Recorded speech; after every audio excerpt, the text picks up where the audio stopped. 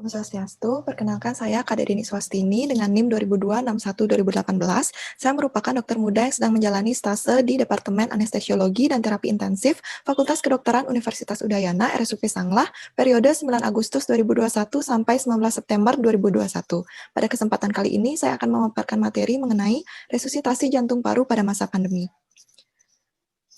Materi ini saya dapatkan dari konsensus report dari interim guidance yang membahas mengenai bagaimana cara menolong pasien-pasien yang memerlukan resusitasi yang suspek atau confirm COVID-19 tanpa mengesampingkan dari kesehatan atau keselamatan dari penolong. Pertama, identifikasi pasien henti jantung. Apa yang harus kita lakukan apabila ada tanda bahaya? Kita harus amankan diri sendiri dengan memperkenalkan diri agar tidak terjadi salah paham dan menggunakan APD. Selanjutnya, amankan lingkungan dan amankan pasien ke tempat yang lebih baik. Kemudian, kita cek respon pasien dengan AVPU atau Alert Verbal Pain Unresponsive, di mana apabila pasien sadar, itu pasien alert. Apabila pasien tidak sadar, kita bisa memberikan rangsangan verbal dengan memanggil pasien dengan suara yang keras dan tegas. Apabila pasien tidak memberikan respon, kita bisa berikan rangsangan PIN di supraorbita dan di sternum. Kemudian apabila pasien tidak merespon, berarti pasien unresponsive. Kemudian kita bisa melakukan shout for help atau panggil bantuan dan aktifkan EMS. Selanjutnya apabila kita berada di tempat yang dekat dengan AED, kita bisa minta bantuan untuk mengambil AED. Selanjutnya kita cek nadi dan nafas pasien secara simultan, yaitu kurang dari 10 detik. Kita cek nafas pasien dengan look, listen, dan feel. Kita melihat bagaimana pergerakan dari dinding dada pasien, kemudian kita mendengarkan apakah ada suara hembusan nafas pasien dan merasakan apakah ada nafas pasien. Selanjutnya kita cek nadi pasien di arteri brachialis untuk pasien bayi dan arteri karotis untuk pasien dewasa. Ini merupakan salah satu contoh cara pengecekan arteri karotis. Selanjutnya, apabila tidak ada nadi dan nafas, maka kita lakukan kompresi dada sampai AED atau tim medis yang lebih advance datang. Selanjutnya, apabila ada nadi tapi tidak ada nafas, kita bisa buka dan beri jalan nafas, kemudian kita cek selama 2 menit. Bagaimana caranya? Yaitu yang pertama, apabila pasien tidak ada cedera servikal, yaitu ditandai dengan tidak adanya jejas kebiruan pada leher pasien, trachea pasien lurus, kemudian kita bisa melakukan manuver head tilt chin lift. Kita ekstensikan kepala pasien dan kita naikkan dagu pasien. Ini bertujuan untuk membebaskan jalur nafas pasien. Selanjutnya, apabila pasien merupakan pasien yang curiga mengalami cedera servikal, yaitu ada jejas kebiruan di leher pasien, kita bisa melakukan manuver jaw thrust, yaitu dengan 4 jari berada di annulus mandibula pasien, di mana kita mendorong sehingga deretan gigi bawah pasien berada di depan dari deretan gigi atas pasien, di mana selama melakukan jaw thrust ini kita pastikan leher pasien tidak termobilisasi. Selanjutnya, apabila ada nadi dan nafas, kita bisa lakukan recovery position. Bagaimana CPR yang berkualitas itu? Yaitu yang pertama, kecepatan kompresinya 100-120 kali per menit dengan kedalaman kompresi 5-6 cm. Kita berikan kesempatan untuk full chest recoil dan minimal interupsi atau jeda. Selanjutnya kita berikan ventilasi yang adekuat, yaitu 2 kali nafas setelah 30 kali kompresi, di mana setiap pemberian nafas itu lebih dari 1 detik. Kita hindari juga pemberian ventilasi yang berlebih. Selanjutnya, bagaimana melakukan posisi CPR yang benar? Pertama, kita posisikan diri di sebelah kanan pasien, kemudian kita tempatkan tangan dan kaki pasien di posisi yang baik, kemudian kita buka baju pasien untuk mencari tempat menumpukan tangan dalam melakukan kompresi. Bagaimana kita mencari? Itu bisa 2 jari di atas processus xiphoideus atau di antara 2 puting susu. Nah, kita tempatkan diri dengan posisi tripod, kemudian kita satukan tangan dengan tangan yang dominan berada di sebelah atas. Selanjutnya, kita bisa melakukan CPR yang berkualitas, 30 kompresi berbanding 2 nafas pancingan. Seperti ini posisinya, posisi kita tripod dan posisi lengan kita dan badan pasien itu tegak lurus 90 derajat dengan berat badan kita tumpukan pada bahu. Selanjutnya, apabila pasien sudah kembali atau sadar, di mana pasien nafas dan nadinya sudah kembali, kita bisa melakukan recovery position. Recovery position dilakukan dengan tangan pasien yang berada di sisi kita luruskan ke samping, kemudian kita tekuk kaki pasien. Selanjutnya, tangan yang jauh dengan sisi kita bawa ke samping pasien untuk menjadi bantalan kepala pasien, kemudian kita gulingkan pasien ke arah kita. Dan kita pastikan posisi ini stabil. Selanjutnya, recovery position itu berfungsi untuk agar mencegah adanya penyumbatan dari airway pasien, yaitu lidah jatuh ke belakang, kemudian juga bisa sebagai pengembalian dari venous rhythm pasien. Selanjutnya, bagaimana prinsip penanganan pasien suspek pada suspek atau konfirmasi COVID-19. Apabila ada pasien dengan COVID-19, apa yang harus kita pikirkan? Pertama, kita harus pikirkan keselamatan penolong, mengingat bahwa COVID-19 ini merupakan virus yang menyebar dengan cepat. Selanjutnya kita juga harus pikirkan keselamatan dan kebutuhan atau hak pasien, di mana pasien yang mengalami henti jantung dia memiliki hak untuk kita bantu. Tantangannya adalah untuk memastikan bahwa pasien suspek atau terkonfirmasi COVID-19 yang mengalami cardiac arrest itu mendapatkan peluang terbaik untuk bertahan hidup tanpa mengorbankan dari keselamatan penolong.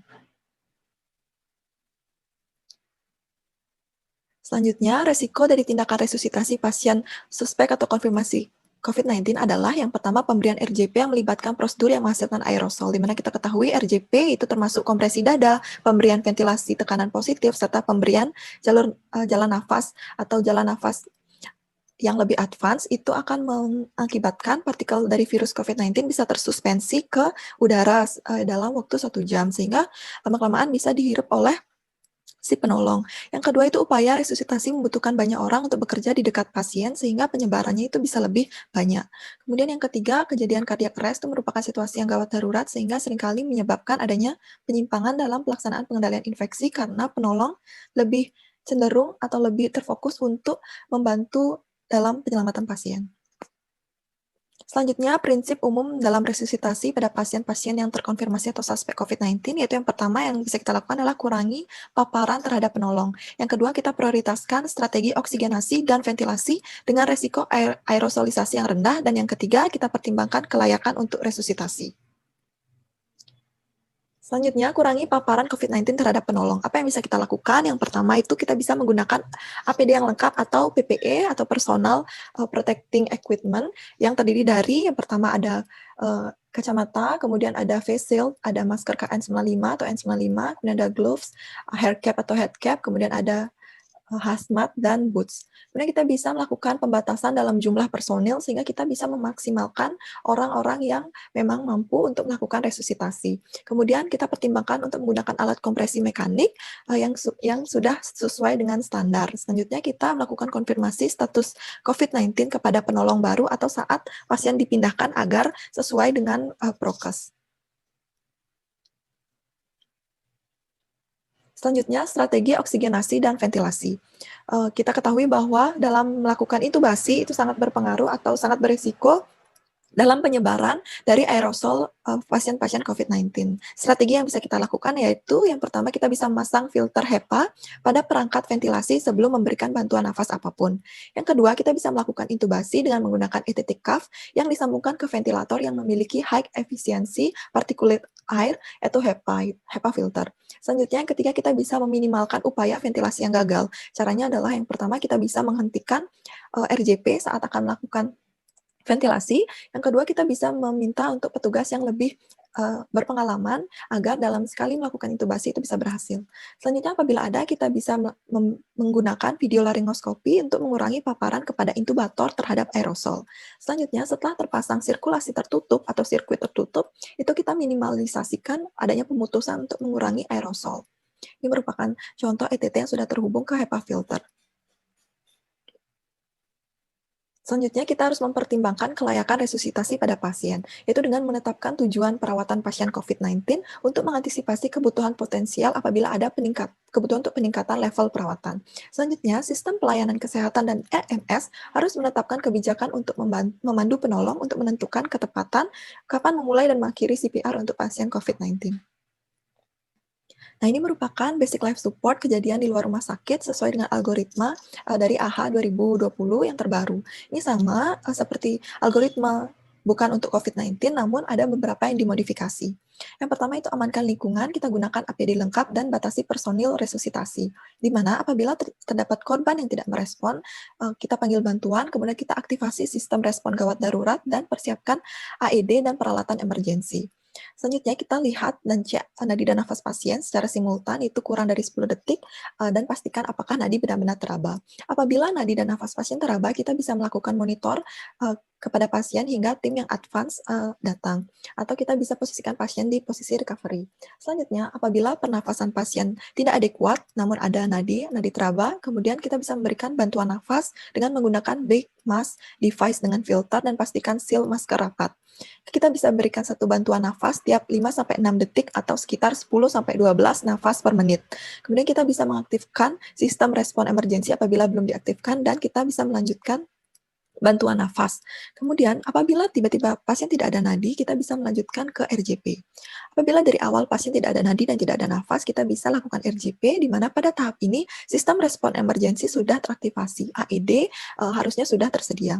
RJP dimulai dengan siklus 30 kali kompresi dan 2 nafas bantuan menggunakan big mask device dengan filter dan pastikan seal-nya tertutup. Atau bisa melakukan kompresi kontinu dengan oksigenasi pasif menggunakan face mask. Kemudian kita gunakan AED segera setelah AED tersedia. Apabila AED sudah tiba, kita bisa memasangkan AED dengan pad kita pasangkan di atas kanan dan kiri bawah. Kemudian kita bisa menunggu alat untuk menganalisis apakah iramanya shockable atau non-shockable. Apabila dia shockable, kita bisa memberikan 1 kali shock dengan lanjutkan RJP segera selama 2 menit atau selama 5 siklus, dan kita tunggu selagi AED. Kemudian kita tunggu sampai AED mengidentifikasi atau menganalisis lagi irama jantung pasien. Kita lanjutkan hingga bantuan yang lebih advance datang. Namun apabila AED menganalisis bahwa iramanya non-shockable atau tidak bisa di-shock, kita lanjutkan RJP hingga 2 menit atau 5 siklus, kemudian kita lanjutkan dengan monitoring AED apakah dia masih shockable atau non-shockable. Kemudian kita lanjut, apabila dia masih non-shockable, kita lanjutkan RJP hingga tim bantuan yang lebih lanjut datang. Selanjutnya, ini merupakan algoritma bantuan hidup jantung pada pasien-pasien di dalam rumah sakit, di mana ini sama sebelumnya seperti AHA 2020, namun ada beberapa modifikasi untuk pasien COVID-19. Yang pertama itu gunakan APD lengkap, kita batasi personil tim resusitasi seperti yang tadi sudah dijelaskan, dan kita pertimbangkan kelayakan resusitasi pasien. Kemudian kita mulai RJP dan berikan oksigen dengan pembatasan aerosolisasi menggunakan HEPA filter. Selanjutnya kita pasang monitor atau defibrilator dan persiapkan intubasi. Sama seperti tadi, monitor akan mengecek iramanya apakah dia shockable atau non-shockable. Apabila dia VTVF, dia shockable akan diberikan shock. Apabila dia asystole atau PEA, dia tidak akan diberikan shock, kita lanjutkan RJP. Nah, kemudian kita tetapkan prioritas intubasi atau lanjutkan RJP dengan hentikan kompresi dada saat akan melakukan intubasi untuk membantu keberhasilan intubasi. Kemudian jika intubasi tertunda, kita pertimbangkan menggunakan supraglottic airway atau big mask device dengan filter dan seal yang tertutup rapat. Kemudian kita hubungkan dengan ventilator yang memiliki filter apabila tersedia.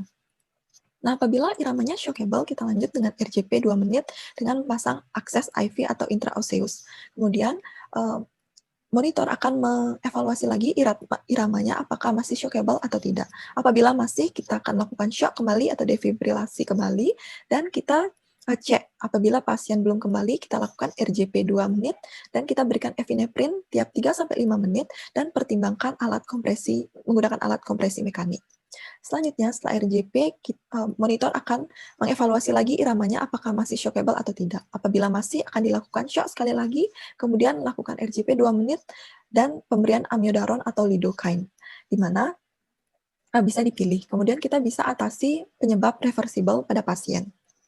Selanjutnya, apabila pasien asystole atau PEA, kita lanjutkan pemberian RJP 2 menit, dan pemasangan akses IV atau intraosseous, dan pemberian epinephrine tiap 3-5 menit, serta kita harus mempertimbangkan alat kompresi mekanik. Kemudian monitor akan mencek lagi iramanya apakah masih non-shockable atau dia berubah menjadi shockable. Apabila masih non-shockable, kita lanjutkan RJP 2 menit dan atasi penyebab yang reversible. Setelah RJP 2 menit, kita cek lagi iramanya apakah dia masih non-shockable atau berubah menjadi shockable. Apabila non-shockable, kita lihat apakah tidak ada tanda-tanda kembalinya sirkulasi spontan dari pasien. Apabila tidak ada, kita lanjutkan ke RJP dan pemberian epinephrine. Nah, namun apabila pasien sudah ROSC, kita bisa lanjutkan ke pemulihan pasien pasca henti jantung. Apabila pasien berubah iramanya menjadi shockable, kita bisa melakukan shock dan lanjutkan RJP 2 menit serta pemberian epinephrine tiap 3-5 menit. Ini sama tadi sudah dijelaskan itu bagaimana CPR yang berkualitas. Kemudian energi untuk shock yang diberikan itu bisa bifasik dengan 200 joule dan monofasik dengan 360 joule. Kemudian di sini yang membedakan adalah advance airway, di mana kita harus meminimalisasi adanya disconnect atau pemutusan dari sirkuit tertutup yang kita sudah buat untuk meminimalisasi adanya penyebaran aerosol dari pasien. Selanjutnya kita menggunakan intubator dengan kesempatan yang paling tinggi sukses dalam sekali percobaan. Selanjutnya apabila ada kita bisa menggunakan video laringoskopi. Untuk obat-obatannya sama kita bisa memberikan epinephrine IV atau intraoseus dengan dosis 1 mg tiap 3-5 menit dengan atau amiodaron IV atau intraoseus dengan dosis pertamanya 300 mg bolus dan dosis keduanya 150 mg. Selanjutnya atau bisa dipilih lidocaine IV atau intraoseus dengan dosis 1-1,5 mg per kilogram berat badan untuk dosis pertama dan dosis selanjutnya itu 0,5-0,75 mg per kilogram berat badan. Selanjutnya ini merupakan contoh pemasangan AED atau automatic external defibrillator, di mana kita memasang dua pad-nya, yang pertama di kanan atas dan pad yang kedua di kiri bawah. Kemudian kapan kita melakukan RJP dan kapan kita akan men-shock pasien, itu akan diinstruksikan oleh alat AED, sehingga orang awam juga seharusnya bisa menggunakan AED. Kemudian BVM, ini merupakan contoh BVM atau alat untuk melakukan ventilasi preoksigenasi dengan sudah disertai adanya filter virus, sehingga bisa meminimalisasi adanya aerosolisasi pada pasien-pasien COVID-19. Baik, sekian presentasi dari saya. Saya mohon maaf apabila ada salah kata. Ini merupakan sumber-sumber yang saya gunakan untuk pembuatan PPT ini. Saya akhiri dengan Paramasanti. Om Santi Santi Santi Om.